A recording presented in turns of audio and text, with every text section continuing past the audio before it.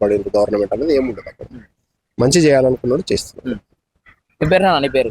మన్విత్. మన్విత్, ఈ రోజు వచ్చినావా? అప్పుడప్పుడు వచ్చినావా? ఇదివరకు చూసినా వేసారు? ఎట్లుంది? బాగుందా? బాగుంది. డాడీ తోటి యోగా ఇట్లా చేస్తావా? కొన్నిసార్లు చేస్తా. కొన్నిసార్లు చేస్తావా? చేయమంటాడా? నీకు వచ్చా యోగా చేయడం? రాదు. ఆడుకుంటున్నావా ఇక్కడ ప్లే అట్లా ప్లే చేసుకోవడానికి ఉన్నాయా? ఆడుకుంటా. అక్కనా? మీ అక్కతోటి దెబ్బలు ఆడతావా? ఏం లేదా? కొట్లాడుకుంటావా? కొట్లాడుకుంటాం. ఎవరు గెలుస్తారు? నువ్వేనా? నేనే. నువ్వే గెలుస్తావా? ఆమె కూడా గెలుస్తారు. అప్పుడప్పుడు గెలుస్తుంటది అక్క. ఏం పేరు అన్న? మనస్వి. మనస్వి. బాగుందా చెరువులో ఇట్లా అంతా? మీ డాడీ తోటి మారం చేస్తావా? తీసుకపో, నన్ను చెరువు తీసుకపో అంటావా? నాన్న తీసుకెళ్తేనే వస్తా. నాన్న తీసుకెళ్తేనే వస్తావా? సూపర్. ఇల్లు దగ్గరేనా మీకు ఇక్కడికి? వాకబులే. ఓకే. సో పిల్లలు కూడా హ్యాపీగా ఉన్నారు.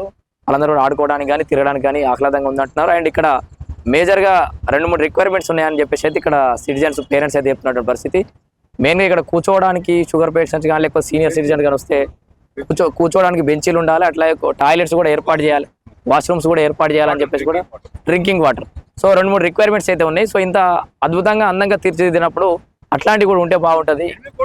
సో ఇప్పుడు కొత్తగా బాగానే ఉంటుంది. తర్వాత ఈ డస్ట్బిన్లు కానీ ఇట్లాంటివన్నీ మెయింటెనెన్స్ లేకపోతే తర్వాత ఇబ్బంది తలెత్తే అవకాశం ఉంది. కాబట్టి అవి కూడా ఏర్పాటు చేయాలని చెప్పేసి కూడా ఇక్కడ స్థానికంగా ఉన్నటువంటి సీనియర్ సిటిజన్స్ వాకర్స్